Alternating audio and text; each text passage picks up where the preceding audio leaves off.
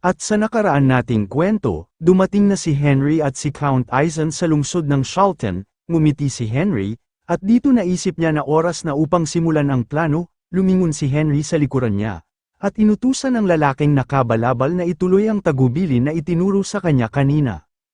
Mula sa ilalim ng suot na balabal, masama ang titig ng lalaking may salamin, ito pala ay ang salamangkero na si Ginoong Cale. Inalala niya ang kanilang kasunduan, at si Cale, dahil sa takot sa narworm na namumugad sa kanyang puso kung saan ang pinakamalakas na mana, kapag hindi ito nakakahigop ng mana mula kay Henry ay nagiging mapanganib at pwedeng sumabog. Tumingin si Henry kay Cale na may malisyosong ngiti, alam niyang mapipilitan itong tumulong kung pinahahalagahan niya ang kanyang buhay, at kung ayaw ni Cale na mamatay.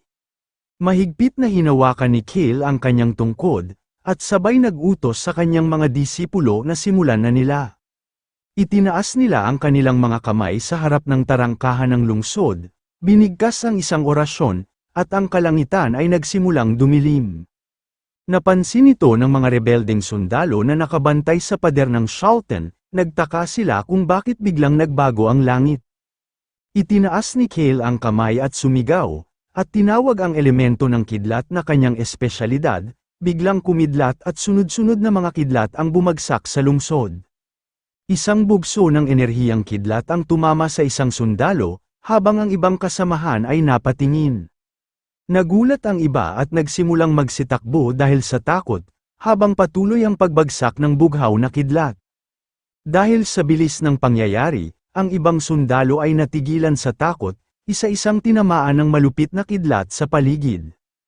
Matapos ang sorpresang pag-atake, nagkabitak-bitak ang tarangkahan ng lungsod, at ang pader ay nasira. Sa likod nito, si Henry ay tahimik na nanunood, kuntento sa takbo ng kanilang plano.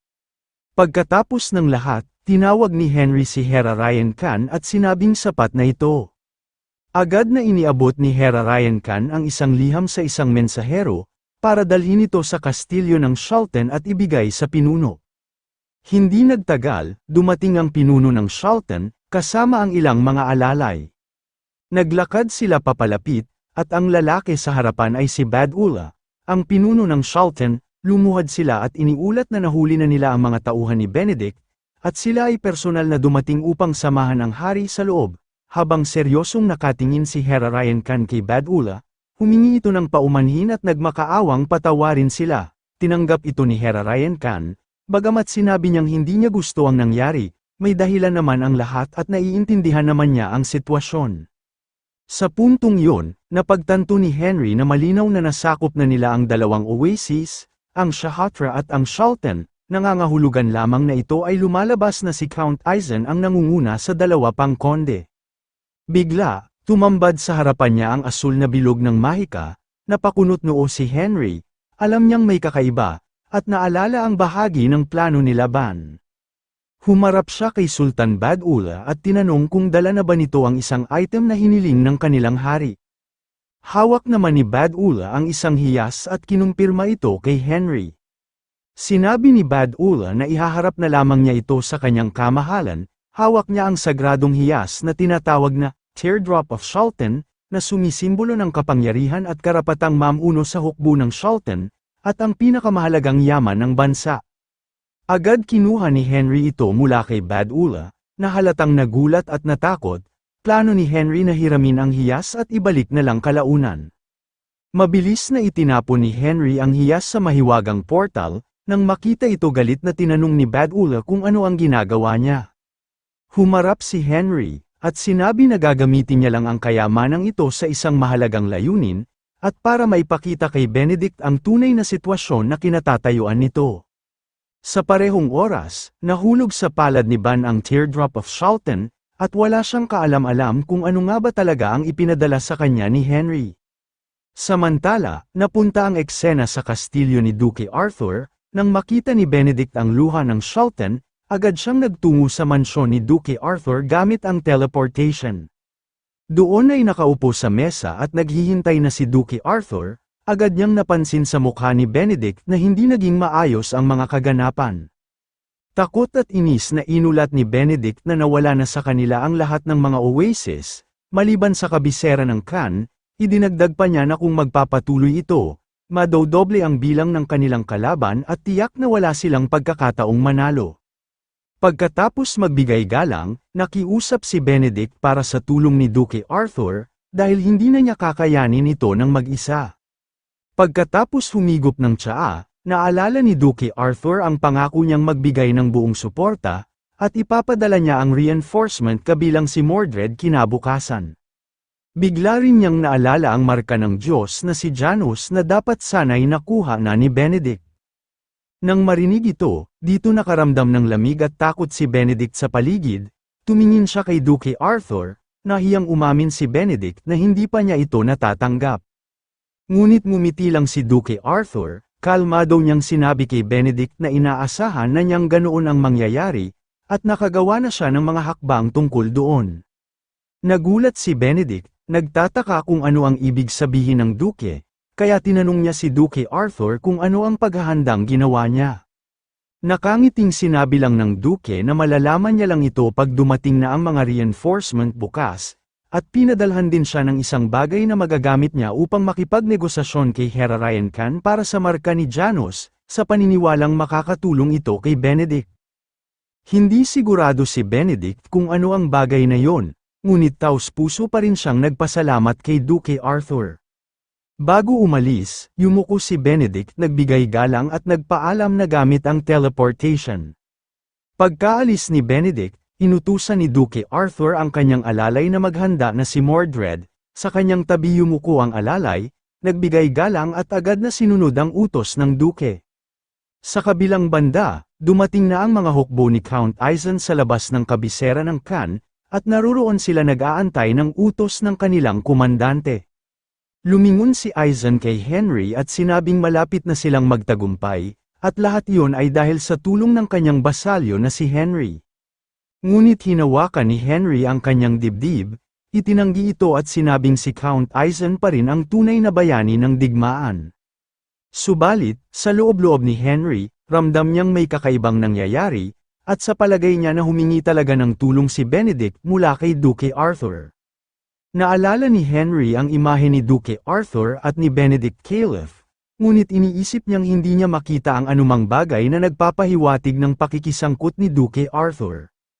Pagkatapos nito, itinaas ni Aizen ang isang kamay, iniutos ang pagsugod ng buong hukbo, agad pinatunog ng isang sundalo ang tambuli, hudyat ng pagsisimula ng digmaan. Ngunit napahinto ang lahat, nang biglang may isang sundalo ang nakakita kay Benedict na nasa itaas ng pader. Tumingin sila sa itaas, nakita nilang si Benedict may kasama siyang dalawang babae na may sako sa ulo, at ginawa niya itong bihag. Pinatigil ni Benedict ang buong hukbo, sabay itinaas niya ang kanyang espada, tila puputulan ang tali sa likod ng mga bihag. Nang maputol ang tali, nahulog ang sako sa lupa, at nabunyag ang mukha ng dalawang bihag.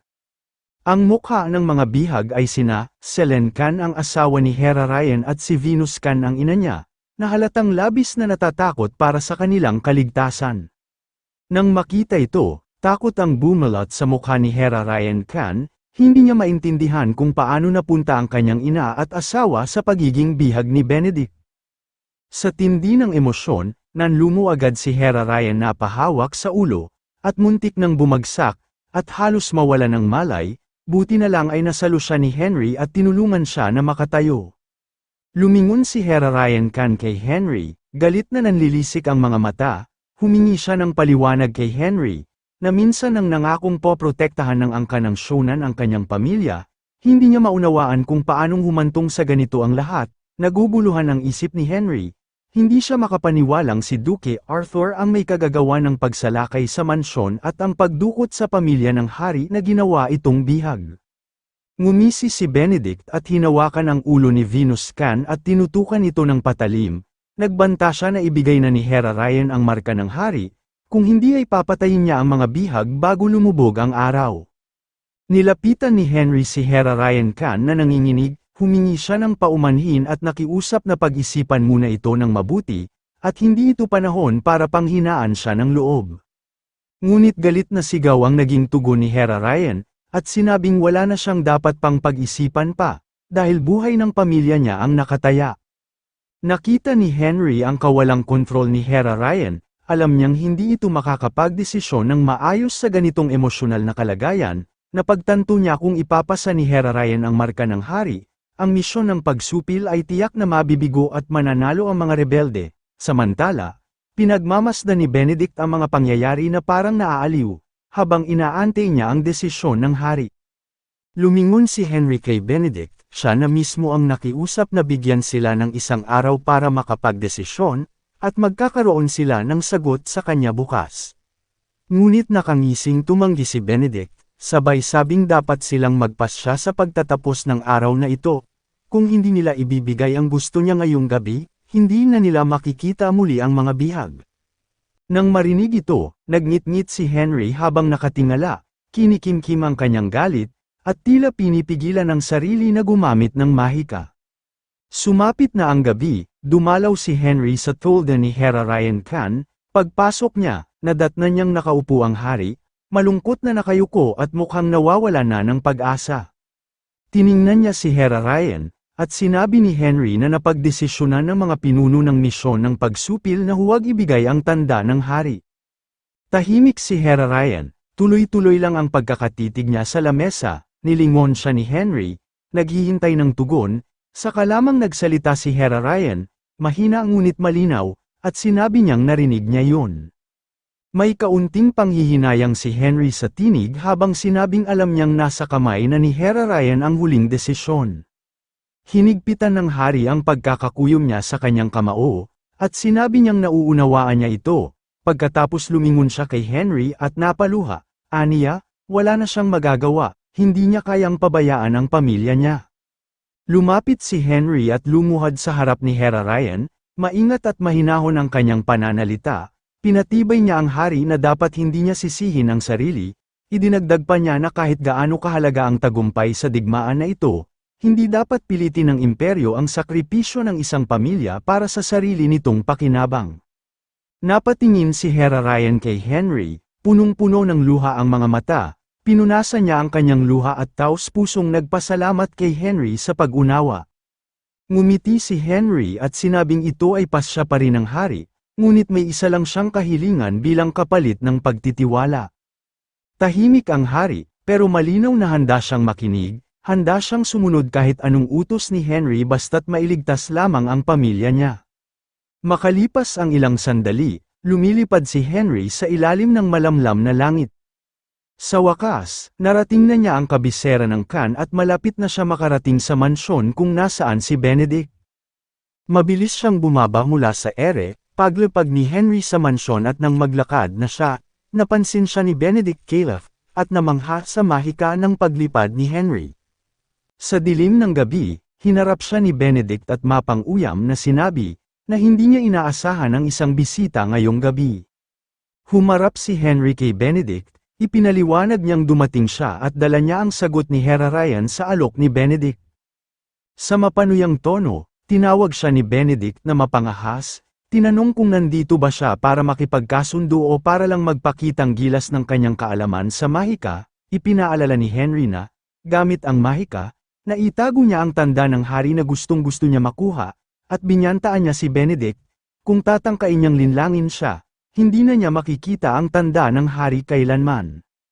Dahil dito, iniutos ni Benedict sa isang sundalo na dalhin ang mga bihag, at agad yumuko ang sundalo at sumunod sa utos ng kanilang pinuno. Hindi nagtagal, lumabas na ang dalawang nakataling bihag, dahil sabik nang makuha ang tanda ng hari, itinulak ito ni Benedict patungo kay Henry bilang patunay ng kanilang kasunduan. Bago pa man sila mahulog sa lupa, agad silang sinalo ni Henry, tiningnan niya si Selene ang asawa ni Hera Ryan, at tinanong kung ayos lang ba sila. Tumingin si Selene kay Henry nang may pagtataka, at tinanong si Henry kung sino siya. Ngunit, hindi nagpakilala si Henry sa kanya sa halip, humingi siya ng paumanhin dahil kailangan nilang manatiling tulog kahit sandali. Agad gumamit si Henry ng mahika ng pagtulog kaya agad silang nakatulog sa sahig. Dahil nakuha na ni Henry ang dalawang bihag na ligtas, mainit na hiningi ni Benedict ang kapalit, at oras na para ibigay ni Henry ang gusto niya. Inihagis ni Henry ang dalawang bagay, ang tanda ni Ra at ang tanda ni Janos, at sinabing kunin na niya. Nakangising tinanggap ito ni Benedict, akala niya ang lahat ay naaayon sa kanyang plano. Nang buksan niya ang palad, nakita niya ang dalawang singsing, ang isang singsing ay may pulang mata, ang tanda ni Ra, at ang isa naman ay may simbolo ng krus, ang tanda ni Janos. Kinumpirma ito ni Benedict na tunay ang mga singsing, ngunit, biglang lumitaw ang pulang aura ni Clever sa likod niya, sa anyo ng isang demonyong espiritu. Ngunit biglang iniunat ni Henry ang kanyang kamay, hudyat na agad nang gawin ni Clever ang iniutos. Nagulat at nalito si Benedict, itinaas ang kanyang tingin, isang dambuhalang nakakatakot na demonyong espiritu ang lumitaw, na agad siyang nilamon sa loob nito. Makalipas ang ilang sandali, nagulat si Benedict, napadpad siya sa loob ng mga guho, nakatayo sa tubig at hawak ang kanyang mga espada. Lumingon-lingon siya sa paligid, hindi niya maintindihan kung nasaan siya. Agad niyang pinaapoy ang espada na Sword of the Sun, at galit na sumigaw na hindi siya matitinag sa ganitong panlilinlang. Samantala sa labas, pinapanood ni Henry mula sa portal si Benedict, at sinabi niyang kahit si Benedict pa ang pinakadakilang mandirigma ng disyerto, ngunit kung nasa loob na siya ng tiyan ng isang demonyong mimik, wala na siyang magagawa pa. Malisyosong ngumiti si Henry, pinagana ang isang offensive spell gamit ang mahiwagang bilog, at sinabing panahon na para pagbayaran ni Benedict ang kanyang mga kasalanan. Sa loob ng espasyong kinabibilangan ni Benedict, nagsimula nang lumitaw ang mga maraming mahiwagang magic circle. Ilang saglit lang, naglabas ito ng bughaw na liwanag at kapangyarihan, isang matinding pag-atake ang pinakawalan ng tuloy-tuloy, lahat ay lumunsad patungo sa tinaguriang mandirigma ng disyerto. Samantala, nakatayo si Henry sa harap ni Clever na ngayoy nasa anyong pusa, at tinanong ni Henry kung patay na ba si Benedict. Tumugon si Clever sa kanya, na sa kabila ng mga pagpapasabog nananatiling buhay pa rin si Benedict. Medyo nabahala si Henry, naalala niyang matindi talaga ang tibay ni Benedict. Dahil dito napagtanto ni Henry na siya na mismo ang kailangang tumapos kay Benedict, kaya inutusan niya si Clever na buksan ang portal. Sa isang iglap, lumitaw ang mahiwagang portal sa harap ni Henry, at agad siyang pumasok sa loob nito. Pagpasok niya sa loob, nakita niya ang mga guho at alikabok sa paligid, kinamot niya ang ulo at nagmasid, namangha si Henry, na buhay pa rin si Benedict matapos ang ganoong tindi ng pag-atake.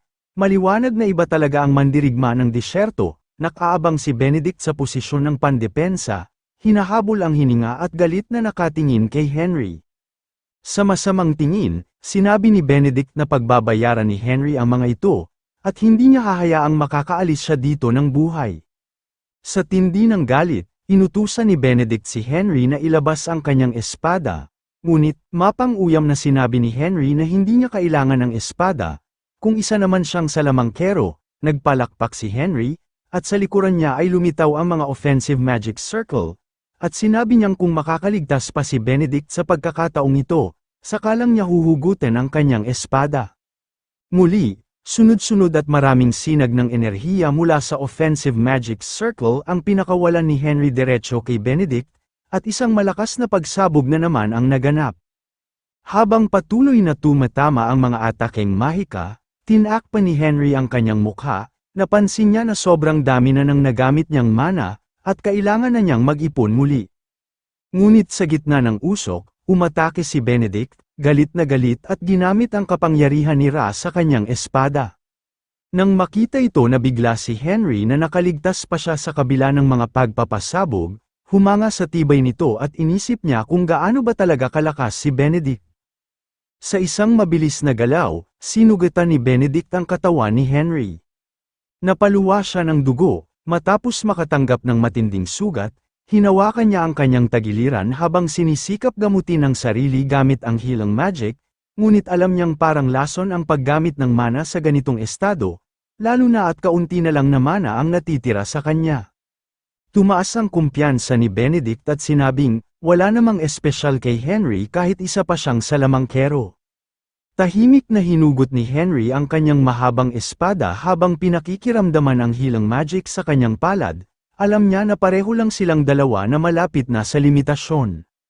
Tumawa si Benedict, habang itinututok ang espada nito, at kahit hindi niya gamitin ang kapangyarihan ng Ra, ay hindi pa rin siya matatalo ni Henry. Nagbanggaan ang dalawa, lumitaw ang kapangyarihan nila na may magkakaibang kulay. Sa unang palitan, nanalo ang espada ni Benedict, nagulat si Henry nang mapansin niyang may lomet ang kanyang sandata, at napagtanto niyang ang aura ni Benedict ay sinisira ang kanyang espada. Lalong nagalit si Henry, isang bughaw na mahika ang bumalot sa kanyang espada, iniisip niyang kahit makapagbigay lang sana ng isang malinis at matinding atake lang kay Benedict.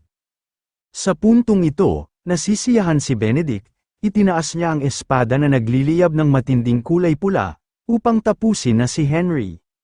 Ngunit hindi pa handang sumuko si Henry, muli niyang sinalubong ang pag-atake ni Benedict, kinuyam ni Henry ng matindi ang kanyang ngipin, at alam niyang sa sitwasyon niya ngayon ay dehado siya. Sa gitna ng laban, biglang pumasok sa isip niya ang mga huling sandali ng kanyang nakaraang buhay, inisip niya sa kanyang sarili na hinding-hindi niya tatanggapin ang pagkatalo. Kasabay ng kanyang matandang sarili, at sa huling sigaw, tinawag ni Henry ang lahat ng natitirang lakas niya at kahit anong mangyari ay hindi siya mamamatay dito. Napalibutan ng aura ang kanyang espada, at sa wakas, nagising ang kanyang kakayahan bilang isang tunay na magic swordsman. Dito nagulat si Henry, napansin niyang lumabas na ang kanyang aura, at iniisip niya na sa wakas ay siya na ay naging tunay na eskrimidor. Nabigla si Benedict nang makita ang biglang pagliwanag ng espada ni Henry, hindi talaga siya makapaniwala. Sa isang malakas na pagtama, nabasag niya ang espada ni Benedict, nagkahiwa-hiwalay ang mga piraso. Ngayon, wala nang sandata si Benedict, alam ni Henry, na ito na ang tamang pagkakataon upang tapusin ang kalaban.